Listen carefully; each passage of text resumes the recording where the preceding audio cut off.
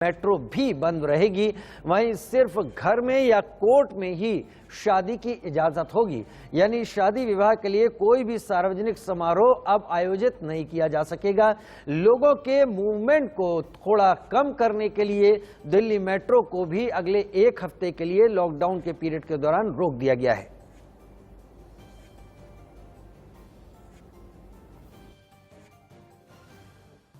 %23 अभी भी संक्रमण दर है। अभी ढिलाई नहीं दी जा सकती, अभी समय नहीं आया है ढिलाई देने का। तो सबका ये मानना है कि अभी लॉकडाउन को और एक्सटेंड करने की जरूरत है। अभी और इस कड़ाई को अभी थोड़े दिन और बरकरार रखने की जरूरत है, नहीं तो अभी जो हमने हासिल किया वो भी खत्म हो जाएगा। तो इसीलिए सरकार ने आप सब लोगों के फीडबैक के आधार पे, आप सब लोगों की इसके आधार पे मजबूरीवश अभी 1 हफ्ते का लॉकडाउन और बढ़ाया जा रहा है। कल सुबह 5 बजे ये लॉकडाउन खत्म होना था, लेकिन अब ये अगले सोमवार को 5 बजे तक के सुबह 5 बजे तक के लिए बढ़ाया जा रहा है। कल से दिल्ली के अंदर मेट्रो भी चलना बंद हो जाएंगी। हमारी कोशिश है कि जितना ज़्यादा इसको लॉकडाउन को सख्त किया जाएगा उतना तेजी से हम सब लोग कोरोना पे काबू पा पाएंगे। हम सब देख रहे हैं कि ये वाली कोरोना की वेव कितनी खतरनाक है। बहुत ज़्यादा संख्या में इसमें लोग सीरियस हो रहे हैं, अस्पतालों की ज़रूरत पड़ रही है, आईसीयू की ज़रूरत पड़ रही है, काफ़ी ज़्यादा लोगों की मौत भी हो रही है। आम आदमी पार्टी ने उधर केंद्र पर गंभीर आरोप लगाए। एक और डिप्टी सीएम मनीष सिसोदिया ने केंद्र पर संकट के दौरान छवि चमकाने के लिए वैक्सीन विदेशों को निर्यात करने के आरोप लगाए, तो दूसरी ओर आम आदमी पार्टी नेता राघव चड्ढा के मुताबिक केंद्र से सिर्फ एक दिन दिल्ली को 700 मीट्रिक टन से ज्यादा की ऑक्सीजन की सप्लाई मिली, जबकि दिल्ली को रोज 700 मीट्रिक टन ऑक्सीजन की जरूरत है। केंद्र सरकार देश में बनी हुई वैक्सीन को विदेश में भेजने में लगी थी, एक्सपोर्ट करने में लगी थी। जब इंडियन एक्सप्रेस की मैंने सुबह रिपोर्ट पढ़ी और उसके बाद मैं भी भारत सरकार की उस वेबसाइट पर गया, तो मैंने देखा कि ये 93 देशों की लिस्ट है, जिनको भारत सरकार ने पिछले 3 महीने में वैक्सीन बेची है। भारत में बनी हुई, भारत के वैज्ञानिकों की खोजी हुई वैक्सीन हमने 93 देशों में बेच दी। 6.5 करोड़ वैक्सीन की डोजेज हमने दूसरे देश के लोगों को भेज दी। तो यह समझ में आता है कि इन 93 देशों में से 60% देश तो ऐसे हैं जहां कोरोना की हालत बिल्कुल खराब नहीं है, और हम 6.5 करोड़ अपने देश की बनाई हुई वैक्सीन, जो इन लोगों को लग सकती थी, इनमें से कई लोगों की जान बच सकती थी, हम इस वैक्सीन को विदेशों में भेज रहे हैं। 93 देशों को हम एक्सपोर्ट कर रहे हैं, सिर्फ इसलिए कि केंद्र सरकार की इमेज बन सके, इसलिए कि दुनिया में ये नाम हो सके कि भारत में इस समय एक ऐसी सेंट्रल गवर्नमेंट बैठी है जो विदेशों को वैक्सीन दिए जा रही है। अपने लोगों को मरने की कीमत पर विदेश के 4 देशों की तारीफ सुनना केंद्र सरकार के लिए बहुत बड़ा जघन्य अपराध है, मैं मानता हूं। किस लिए किया ये? जिस वक्त सेंट्रल गवर्नमेंट से यह अपेक्षा थी कि वो देश में कोरोना मैनेजमेंट करेगी, वो अपनी इमेज मैनेजमेंट कर रही थी इंटरनेशनल लेवल पे।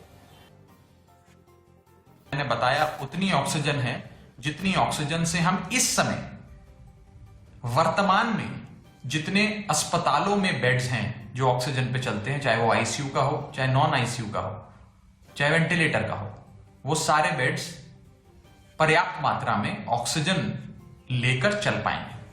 हमने ये कहा था केंद्र सरकार का धन्यवाद करते हुए कि आपको रोजाना 700 मीट्रिक टन देनी है। एक दिन अगर 700 मीट्रिक टन दे दी उससे बात नहीं बनती।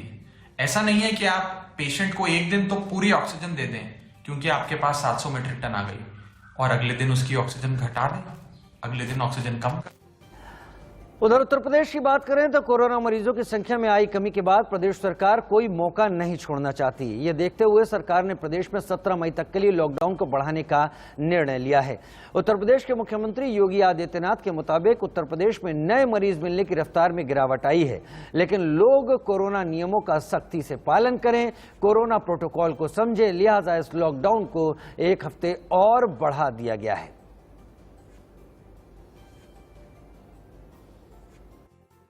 सेकेंड वेव का भी मुकाबला पूरा देश पूरी मजबूती के साथ कर रहा है। जो मंत्र कोरोना महामारी से लड़ने के लिए सभी राज्यों को दिए गए थे, ट्रेस, टेस्ट और ट्रीट, इसको अपना करके उत्तर प्रदेश सरकार ने और उत्तर प्रदेश की जनता को राहत देने में काफी हद तक सफलता प्राप्त हुई है। 30 मई को उत्तर प्रदेश के अंदर कुल एक्टिव केस 3,10,000 थे। आज घट करके 2,33,000 तक आ गए हैं। यानी 8 दिन के अंदर 77,000 एक्टिव केस प्रदेश के अंदर कम हुए हैं।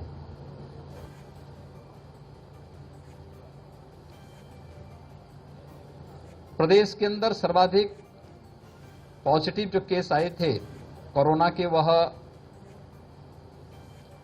24 अप्रैल को 38,000 आए थे। धीरे धीरे करके केस कम होते गए और आज प्रदेश के अंदर कुल 23,000 पॉजिटिव केस आए हैं। रिकवरी बढ़ी है, पॉजिटिविटी काफी कम हुई है।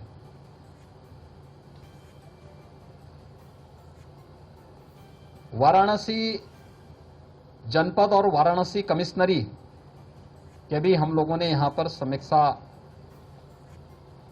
ली है और उसमें यहां पर भी आशातीत परिणाम सामने आते हुए दिखाई दिए हैं। पॉजिटिविटी काफी कम हुई है पिछले एक सप्ताह के अंदर, रिकवरी बढ़ी है और एक जो अभियान पूरे प्रदेश के अंदर चल रहा है उसके भी परिणाम उसी रूप में आते हुए दिखाई दे रहे हैं। फर्स्ट वेव की तुलना में सेकंड वेव काफी तीव्र संक्रामक रही और तेजी के साथ संक्रमण फैलने से लोगों में एक भय की सी आशंका हुई। दूसरा, ऑक्सीजन की डिमांड बढ़ी। हम सब आभारी हैं प्रधानमंत्री जी के, जिन्होंने पूरे देश के अंदर ऑक्सीजन की आपूर्ति को बढ़ाने के लिए ऑक्सीजन एक्सप्रेस और इंडियन एयरफोर्स के विमानों का उपयोग करते हुए ऑक्सीजन की इस आपूर्ति को, लिक्विड मेडिकल ऑक्सीजन को हर एक राज्य तक पहुंचाने का कार्य किया। और दिल्ली, यूपी के साथ साथ महाराष्ट्र में भी कोरोना केसों में गिरावट आई है, लेकिन नागपुर में लॉकडाउन के बावजूद बाजारों में जबरदस्त भीड़ देखने को मिली। बाजार के कई इलाकों में सोशल डिस्टेंसिंग की धज्जियां उड़ती नजर आई और यही वो तस्वीरें हैं जो कोरोना वायरस को दूर जाने का मौका नहीं दे रही। यही वो लापरवाही है जिसके लिए लोगों को लगातार चेताया जा रहा है। एक साथ इतनी ज्यादा भीड़ और उसमें भी कई लोग ऐसे जिन्होंने मास्क लगाने का तरीका तक ठीक से नहीं सीखा, जिन्होंने या तो मास्क लगाया है तो गले पे लगाया हुआ है या फिर मास्क लगाया नहीं है। ये तस्वीरें कोरोना काल में डराने वाली तस्वीरें नागपुर से आती हुई।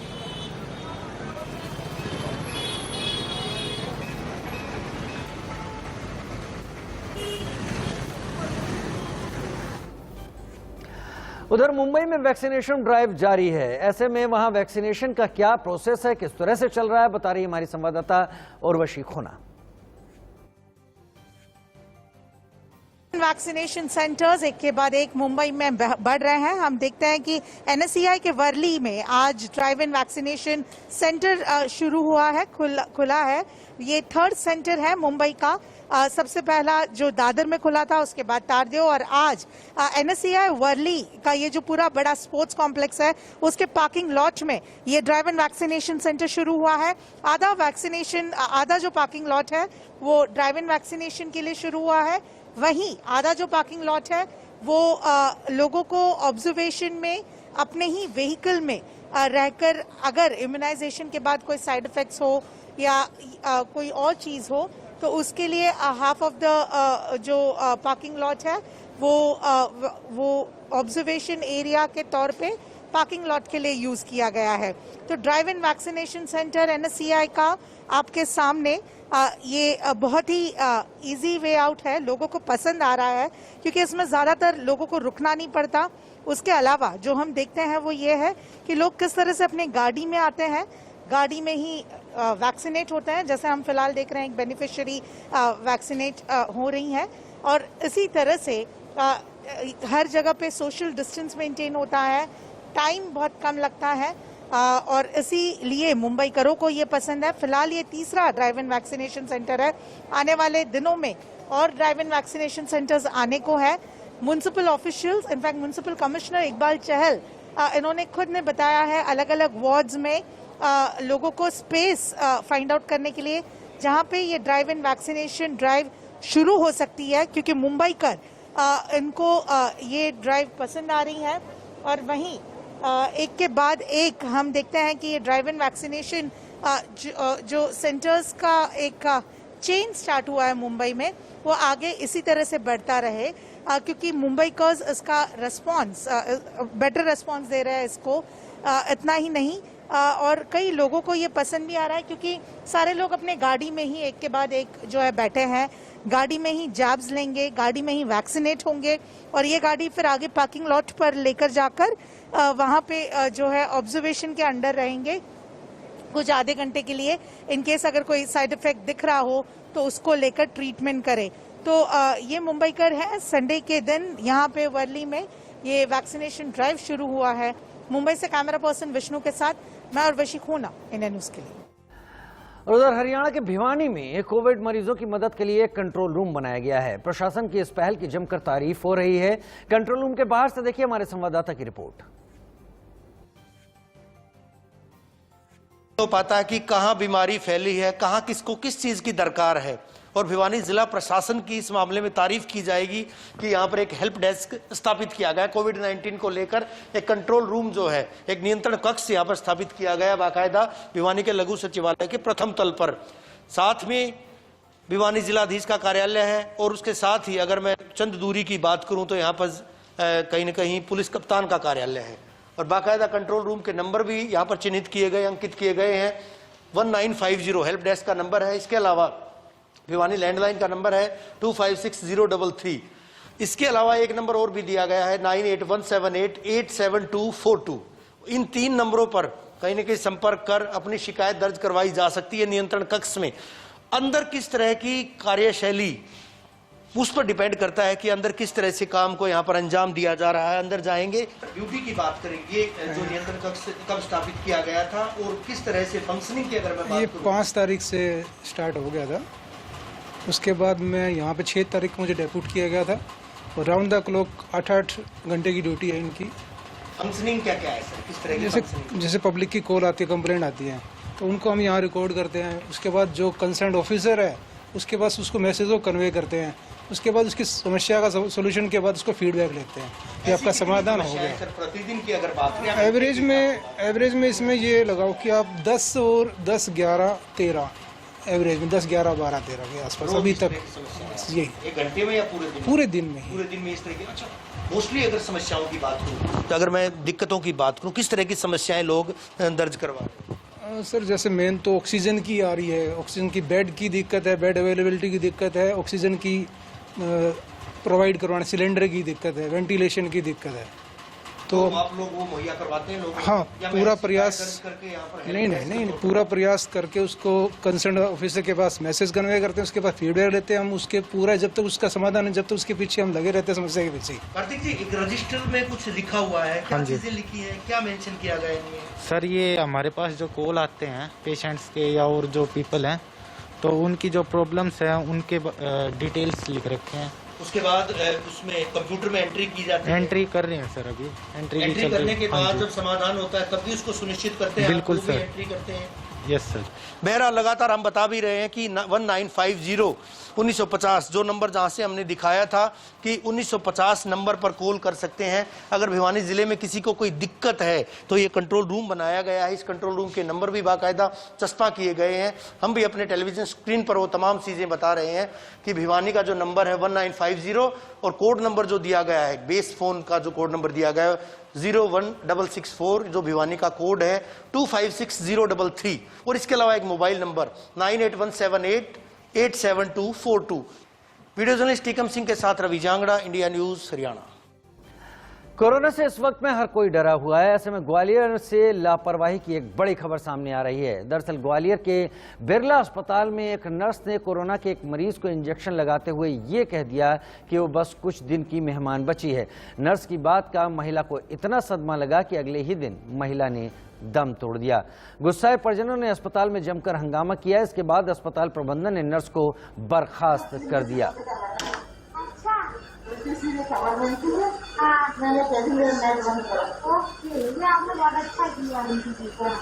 क्या उन्होंने किसी सवाल बनाया आपको? खराब होता है। सही होता है।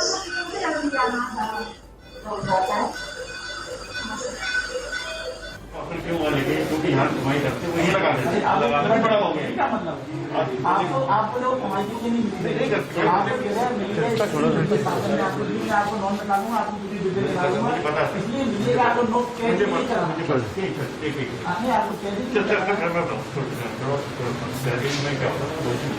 हम कॉस्ट होते हैं सर। हम तो यार थोड़ा बहुत आता है। आप दूसरों इन्वेस्ट कर देते हैं। आप में दूसरों में कोई अंतर नहीं है। दूसरे अगर 10,000 में कर रहे हैं तो आप भी 10,000 में कर रहे हैं। आपका चैरिटी का हॉस्पिटल है, आपको तो चैरिटी के हिसाब से चलाना है। आपको नो प्रॉफिट नो लॉस में चलाना है। लेकिन आप दूसरों में तुलना करोगे, हम दूसरे हॉस्पिटल में चलाएंगे। ये बड़ा तभी हो गया क्योंकि मालूम कर पाए हमारे। अभी मैं बताऊँ सुरेंद्र पाल की मुझे 5 लाख रुपए का बिल बनाए और खत्म भी हो गई। हमने तो उनके लिए नहीं कहा। हमने कहा क्या उनसे आपसे एक पैसे कम करने के लिए कहा। हमारी साथ थी, खत्म हो गई, पूरे पैसे जमा किए उन्होंने। पता है तो खत्म हो गई, पूरे पैसे जमा कराए 5 लाख। लेकिन आप गरीबों को देखो जो बेचारे गरीब आनंद की मैसेज वो उधर मध्य प्रदेश के हरदा में ग्राम पंचायतों के जरिए भाप केंद्र बनाए जा रहे हैं, जहां देसी जुगाड़ से कोरोना के रोकथाम की कोशिश की जा रही है। गांव कुकरावत के स्कूल में लोगों की आपसी सलाह के बाद एक भाप केंद्र बनाया गया। यहां पर लोगों को फ्री में भाप लेने की परमिशन दी गई है। जिले में अब तक 36 ग्राम पंचायतों में इस तरह के भाप केंद्र बनाए गए हैं।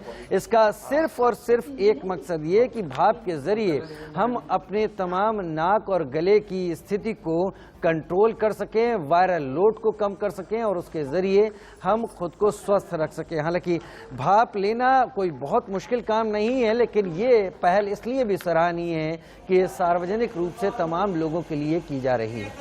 मेरे यहाँ तो क्या बिल्कुल सतत अभी जाऊंगा ना, बिल्कुल स्नान।